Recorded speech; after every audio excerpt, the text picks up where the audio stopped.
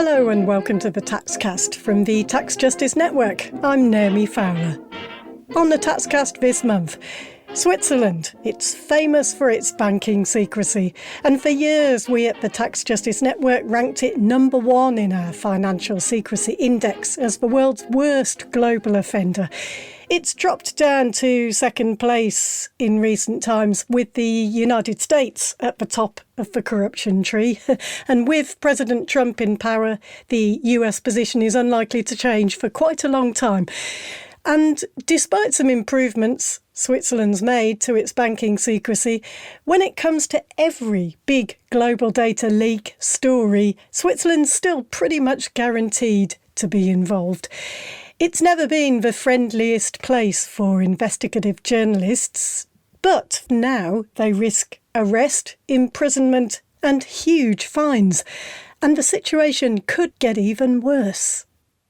If I would go to Switzerland now, they could arrest me and question me and put me to jail for up to 3 years just for doing mere journalism.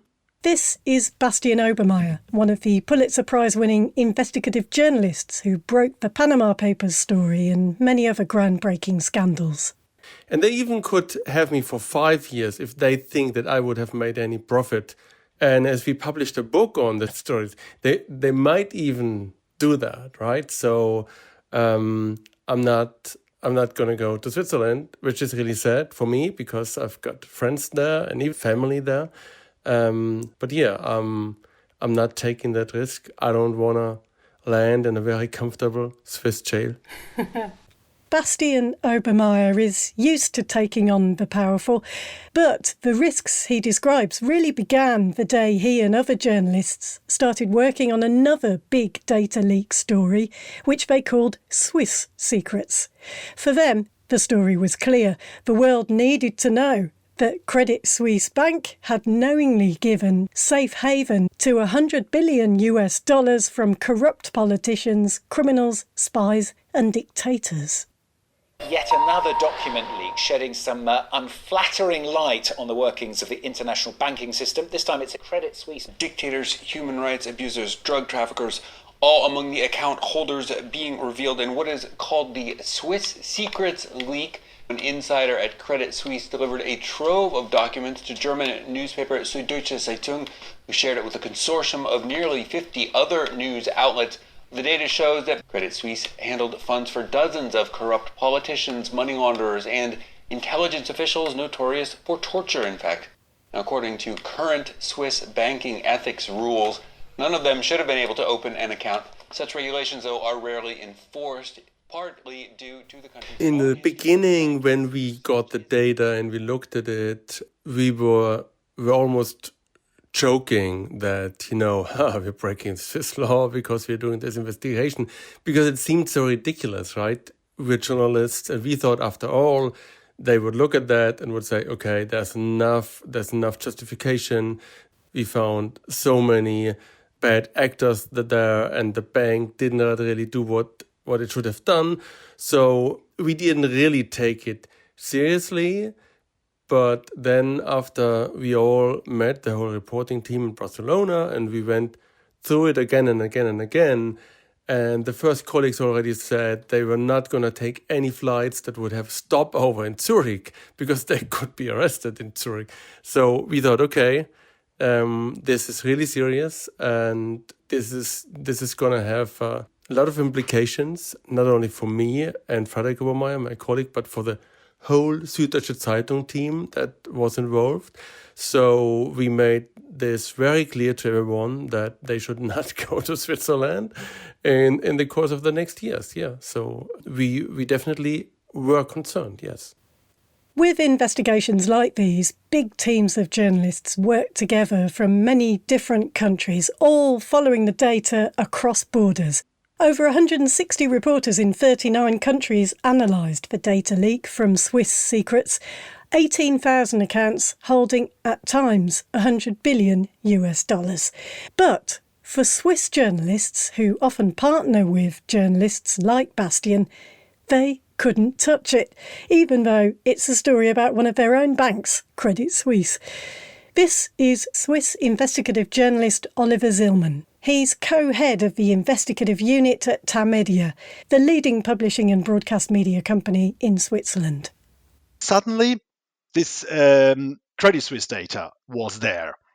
And I don't know who the whistleblower is, I really don't know, but it's clear that it isn't some hack in Panama. This is from Switzerland, and I guess it has to come from within the bank, or at least the possibility is very high. And then we took out this law and looked at it and were completely shocked. Then for the first time, because before that, it wasn't really a problem. But then we looked at it, we looked with our lawyers, we looked with specialists, and we saw that we do not have little chance, but virtually no chance ever taking this data, even in our hands. Wow. And this is in a democracy where you're supposed to have freedom of speech, right? I mean, it's a shock. It's a shock because usually when you have sensitive data, it's always a problem to publish that. I mean, it's always a case where you have to weigh the public interest versus the privacy or other interests of the one you are writing about. That's daily business, and then you're weighing these things, and you're trying to do the best to navigate as good as it gets, and then you publish, and then he can still sue you, and then it comes in front of a judge, and he tells us then in the end, have you weighed correctly or not? And if not, then you're being punished. So that's normal business. But here, the law, and that is different here, the law doesn't provide this possibility. It is automatic. So we could have had documents from our head of government being corrupt and publish that. It wouldn't change anything. The public interest doesn't come in at all. It is automatic. Bastian Obermayer again. This is ridiculous because there's no other democratic country that does have this kind of law. And so for me, it's about public interest. And I do understand that it's in the public interest to protect people and banks from thieves. But if it's a reporter, we find in stolen data anything that would point us to a crime. We must be allowed to report it. This is what journalism is for. And if we can't do that, it's not a free press. It's not a free society. So I'm very happy to have these kinds of discussions with everyone in Switzerland, but just not in Switzerland, because I want to be sure that I can go home after the discussion again. What we do as journalists, we are not looking for some unknown citizen that hides, 500 euros or 5,000 or even 50,000 or even 100,000 euros in Switzerland. We are going for public figures. Of course, it's not illegal to open a Swiss bank account. The details journalists researched and published were about people who should have raised clear red flags for Credit Suisse. It's ironic because in some ways, Switzerland has reluctantly, under international pressure, agreed to exchange information on bank accounts, but usually only with the most powerful countries who shout the loudest. Oliver Zillmann again. Switzerland has changed a lot. We're not the James Bond villains from the 60s anymore. One of the main things is that the banking secrecy towards very many other countries was lifted in 2009 and in the years later on, because it just couldn't be contained any longer. So there is transparency to tax offices around to many countries. The Credit Suisse data was very interesting because it was focused on those countries where it isn't open. There are a lot of other countries, Saudi Arabia, where we still have the banking secrecy. And the colleagues were looking at customers from those countries where it is still intact. But it is lifted vis-a-vis Germany, France, and others. So Switzerland changed there a lot, but not its laws. So, a few steps forward. But with the expansion of restrictions on journalists, Switzerland is taking many worrying steps backwards. The Swiss state has always been very active in protecting its banks. Going right back to the Banking Act of 1934, it's been a crime for its bankers to disclose client information to foreign entities, third parties, or even Swiss authorities without the client's consent or without an official criminal complaint. But in 2008, the Swiss toughened up Article 47 of the Swiss Banking Act, otherwise known as the Federal Act on Banks and Savings Banks. Oliver Zillman again. The idea of the Banking Act, Article 47, was always to protect the data, protect the clients from abroad coming here, so that their country really don't know. But in 2008, after the financial crisis, there was really an enormous pressure of all governments abroad to get the non-taxed riches back to their countries, and that's where we had a new development then. The Swiss made Article 47 even tougher, increasing the penalties for violating secrecy laws from 3 to 5 years and increasing the fine. Public awareness was going up everywhere, and governments around the world were becoming more motivated to recover unpaid taxes. The data leaks started flying out from Swiss banks. Well, here's what we know so far. German newspapers are reporting that someone has information on around 1,500 suspected German tax evaders holding Swiss bank accounts, and that person's offering to sell this data to the German government for €2.5 million. Now, this information could apparently yield as much as €200 million in lost tax revenue. So, Jennifer, how has Switzerland reacted then? So now Switzerland is saying it will offer no legal help. Bear in mind, all these leaks from Swiss banks had a kind of logic, since Switzerland was, and still is, one of the world's biggest global offenders in this area. There was just more money being given safe haven there than most other jurisdictions. Oliver Zillman. We had a lot of whistleblowers in 2008, 7, 8, and 9 who basically took screenshots from their clients or things like that, or even took out all the data like Hervé Falciani did in Geneva, ASB Geneva, and they took it out and they gave it to the taxman in Paris, or I don't know where, in Germany, where those people then saw who has bank accounts in Switzerland and then could go after these people. And so Switzerland really lost a lot of data. And the chilling effect for the customers was that if there is a banking breach in Switzerland, no, let's say, German who has black money in Switzerland knew if they were part of the leak. So that led to really a massive flow out of black money out of Switzerland towards Germany, because everybody was insecure if Switzerland was even safe. And that in turn was making politicians in Switzerland very angry, and they say we have to get the law even tighter. So we are not only punishing with the prosecutor the banker, that is since the 30s, but also the one who transmits it. So they added a new paragraph and said you're also punishable if you take this from a banker, stolen data, and give it out, and even more so if you sell it. But during the debate, so this was, let's say the debate was 2009, 10, 11, 12, so there was a debate in Parliament, and then some MPs said, yeah, well, but the guy or the one who transmits it may not only be a fence, it may also be a journalist who receives a leak and wants to tell a story about tax fraud, about things like that, criminals being in Switzerland, and they will be immediately liable because they're transmitting it to the public, not to some foreign tax office who then pays him, but in the public, who does that in the public interest. So the MPs knew exactly what could happen with this paragraph, but the very famous answer then came from one of the Liberal Party, who says, well, that's true, basically, but it's just not the duty of journalists to look at private bank data. So for him, it wasn't a problem. So it was passed, the law, and in July of 2015, it came into effect. Let's just get our heads around this change. In 2015, Article 47 was expanded to specifically capture and target third parties such as journalists and whistleblowers. And here's that moment in Parliament that Oliver mentioned, with the Liberal Party MP there really killing the notion that public interest is part of the job of a journalist. It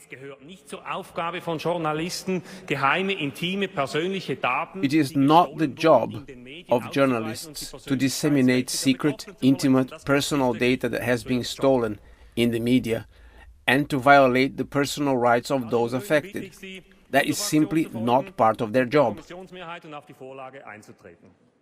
At the beginning, when this law came into effect in 2015, actually for 6-7 years, practically nothing happened, because there are occasions where Swiss bank data come into the possession of journalists, let's say Panama Papers or things like that. But this kind of data doesn't touch this new law because it was hacked or it was stolen, or I don't know how this data came to be in Panama, but far out of Switzerland. It wasn't a Swiss banker, who took things out, who made himself liable under Swiss criminal law, who then gave it to the journalist, who then transmits it. So in all these years, 15, 16, Panama Papers, all those investigations, a lot of Swiss bank accounts actually came up, but this was never a legal problem because we didn't have a breach from a Swiss bank. And then suddenly this Credit Suisse data was there. And that was now a leak, obviously, from inside Credit Suisse. At the end of the day, we really can't even touch it because transferring it would mean I get the data, I give it to my colleague, and then I'm already liable. So we had to decline, which was the first time in our international investigation we had to decline, although we were the specialists, of course, for Credit Suisse. So usually when you have a leak from a country, then the country itself is a very important partner. But this time we said, no, sorry, it's just impossible for us. We don't want to have a paragraph saying you can do whatever you want. What we want to have is that we have at least a chance to defend ourselves in court. I mean, we are divulging extremely little personal information out of leaks. We saw that with Panama Papers and others. And in every single case, we have paragraphs and paragraphs, pages of justification why we are doing exactly that. And I mean, what people are being exposed as Swiss bank customers? Not the dentist, not my neighbor. It's usually either real convicted criminals, but more often foreign political exposed persons of autocracies. And that's, at the end of the day, what we're exposing. And those are the ones, and that makes me a little bit angry, those are the ones who are profiting from this law. We are protecting the sorts of Putin and Aliyev. That's what we're protecting here. When we make a story, we say you are taking very unwholesome customers, very political exposed persons. I mean, you can't get much more public interest than that. You can't get more public interest because we say the people in those countries need to know that their leaders have bank accounts in Switzerland. They really need to know that. And I don't know why we are protecting these people with this very strict law. As Swiss citizens, let's say my medical information or my information that is with my lawyer is much less protected than the foreign dictator's is protected with his money in Switzerland. If he is exposed, then the prosecutor comes. If some Swiss press, let's say irresponsible Swiss press would divulge, I don't know, medical secrets, it would be, let's say, less harsh, the law, than in the case of the foreign dictator. I can't wrap my head around that they're doing that because, it came out of this battle, then in 2008 and 2009 against those data thieves who were selling data, and politicians were really angry. But in my opinion, they made a law that wasn't very well thought through then. Oliver and many journalists started working hard to raise awareness about Article 47. It's been widely condemned by freedom of speech advocates, including the UN Special Rapporteur on the promotion and protection of the rights of freedom of opinion and expression, Irene Khan. She wrote to the Swiss government and raised at the highest levels at the UN what she says is, quote, normally a problem in authoritarian states, close quote. So what happened then was the lower chamber of the Swiss parliament took it into their hands to look at that, and they passed a motion giving a mandate to the government to look at that, and if the government as well sees a problem with press freedom, coming up with a solution. So this passed the lower chamber. The government itself responded and said they're very willingly at looking at that and evaluating that, and then it had to go to the upper chamber as well. So it had to pass two chambers before it really can reach the government. And the upper chamber completely rejected that. They say it's no need at all to look at that. We're completely fine with this law. And even more so, they took the opportunity to say, well, in our opinion, it's not only leaked bank data that are the problem, where we are completely fine with the law as it is right now, despite what the UN or the lower chamber says. We have to actually extend what we are now forbidding with the banking secrecy to perhaps all other data as well, all stolen data. So they sank the motion completely. So this motion is gone. And they made a new one, giving a new question, let's say, to the government. And this time the wording is, please, dear government, look at if it is possible to actually forbid the handling of all data that has been illegally obtained. And since this one didn't have to go to both chambers, that is now the one that reached government. So the government is now not looking, certainly not looking only at the banking secrecy, but at all data that has been gathered illegally. That would be the end of investigative journalism, basically in Switzerland. So initially it was handled quite well, but then it turned around 180 degrees and is now going into a direction where nobody really knows what's coming out in the end. We'll be back with you in a minute.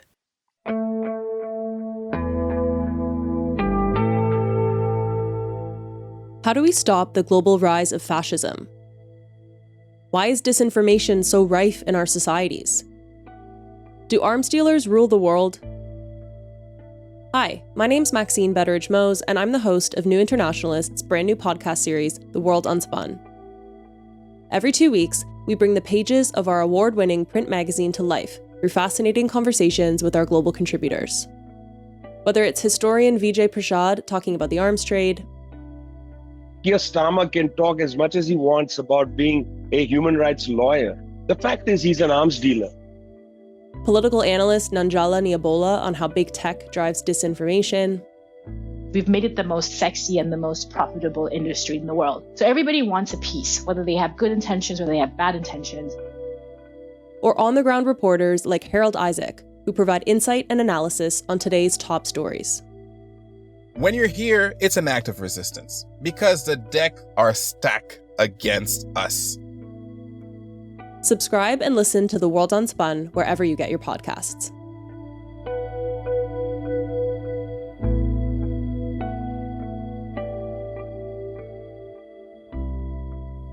My name's Valentin Rubin.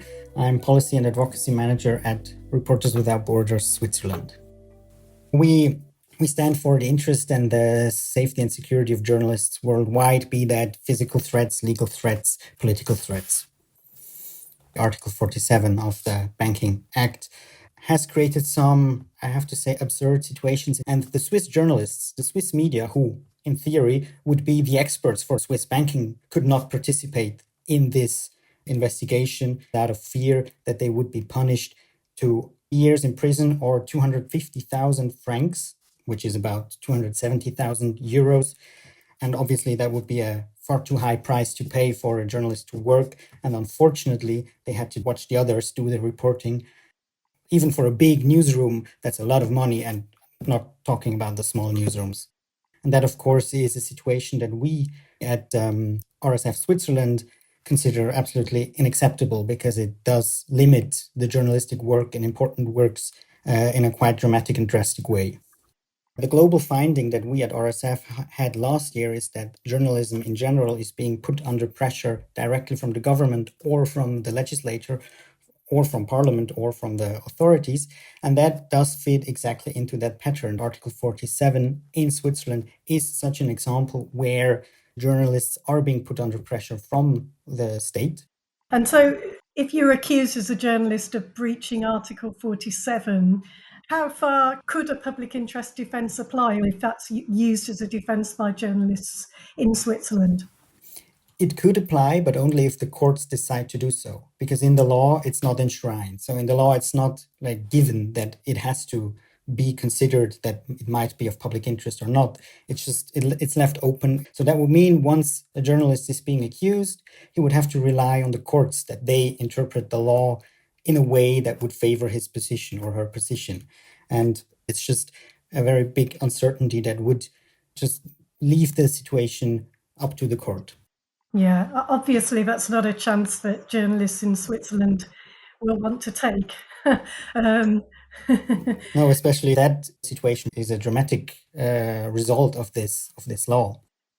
We heard earlier from journalist Oliver Zillman how the Swiss Parliament, under pressure to reconsider legislation that's silencing the press, have ended up making the situation even worse. Here's Valentin.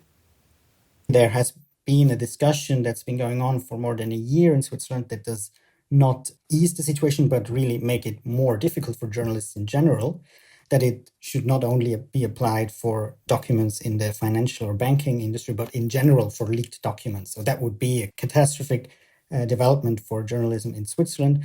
It's not a binding discussion or binding documents that are being issued right now, but just to show you that the discussion is unfortunately going in the wrong direction.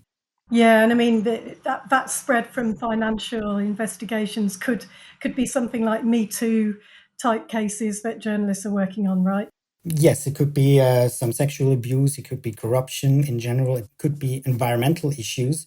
It would apply to all sorts of subjects, and it would ultimately lead to companies being able to just distribute the information they want, and journalists could only report on these informations that are distributed by these companies or by the government or by the authorities. And that, of course, has unfortunately nothing to do with investigative reporting anymore. And where a state is actually breaking international law, as Switzerland is accused of here, the consequences never just stop at the borders of one country. I asked Bastian about that. We know that when these types of laws are enacted, there's a creep and it starts to influence other countries. What's bad for Swiss journalists is going to be bad for journalists everywhere eventually, right? Yeah, that's quite possible.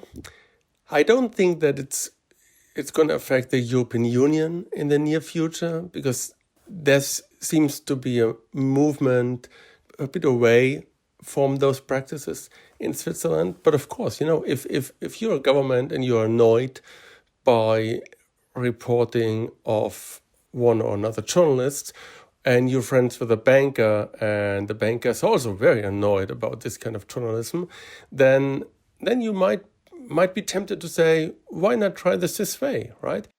I'm really curious to see which path Switzerland is going to go down now, because there's even movement in Switzerland to make this harsh law even more problematic, right? So they moved to see if they could get rid of it after our investigation.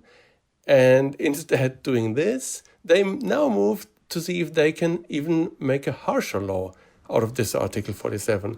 And yeah, we did not expect that. No. This is good for business. The wealth managers of the world, they're really tuned into these type of things. They see legislation like this and they go, this is the place for my very rich and powerful clients to put their money, because it's going to be safe from journalists like you. Sure. And now, in Switzerland itself, journalists are again up against the power of the state and a Swiss-Italian bank called Bank Rail. Although the bank is even under investigation by the Swiss state itself, that doesn't help journalists. Bastian Obermayer, from the Relative Safety of Germany, has been one of the journalists working on a story looking at alleged violations of financial regulations at the bank. The stuff that we've uncovered in the latest story about Bank Rail was about the family of Azerbaijani dictator Aliyev and the daughter of the Kazakh ex-autocrat Nursultan Nazarbayev, and about the son-in-law of former Uzbek president Karimov, and about Leonid Reiman, a very rich former Russian minister and close advisor to Vladimir Putin. Those are already public people, and it should be just completely ordinary for journalists to be allowed to do that, because this is our job.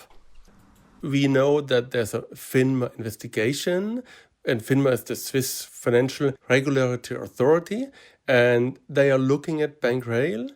They seem to be looking at negligence on dirty money. This seems to be what FINMA is looking at. And because we knew parts of this, the bank is now going after us. And funny enough, they use exactly Article 47, which is no surprise, of course, because this is exactly what the law is made for, right? To help the banks.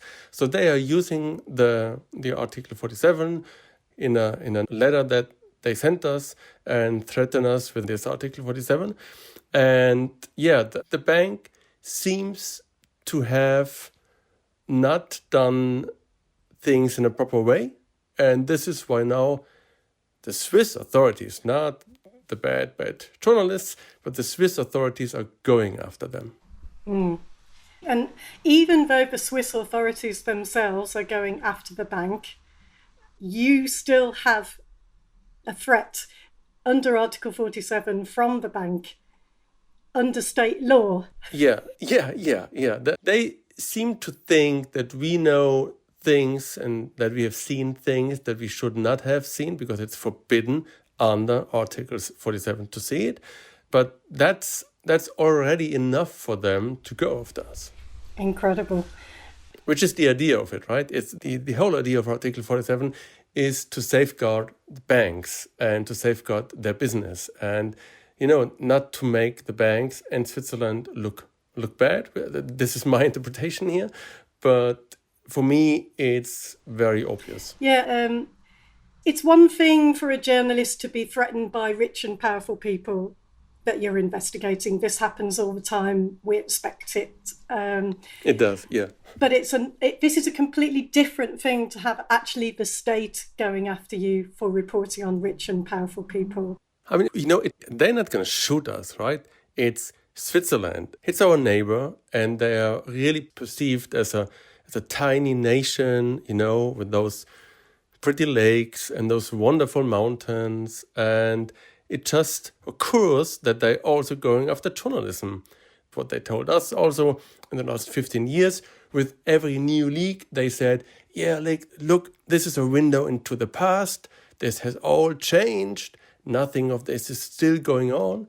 And then you get the next leak and you find the same kind of people again. And you get the next leak and the same kind of people again. So I don't really think that they really want to change.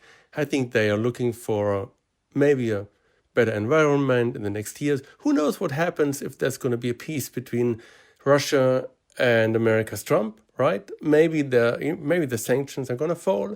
And then I'm pretty sure we're going to see the Russian oligarchs back in Geneva and Zurich with coffers of money. Maybe that's what they're waiting for. Maybe it's not. We don't know. But we know in the meantime, they're going after journalists. It's clear that Article 47 of the Swiss banking law must be changed. Here's Valentin Rubin of Reporters Without Borders in Switzerland.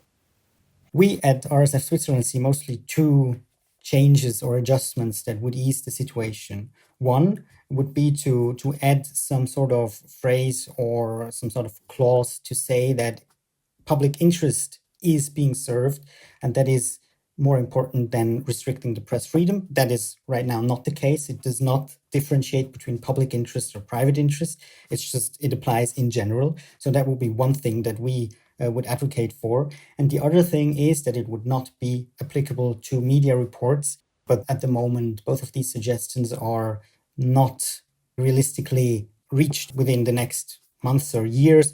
We see that this is unjust and this should be appealed. But I mean, who are the journalists to fight this? In the perspective of the legislators, they're just the lobby for journalists is very small compared to the lobby for the banking industry, unfortunately. Yes, journalists need all the support they can get in a world where politicians are serving the interests of money and not the public interest. We need them to be able to do their jobs and to do their jobs well. Journalist Oliver Zillman again. We're certainly looking at years I don't have any hope for a quick change at all.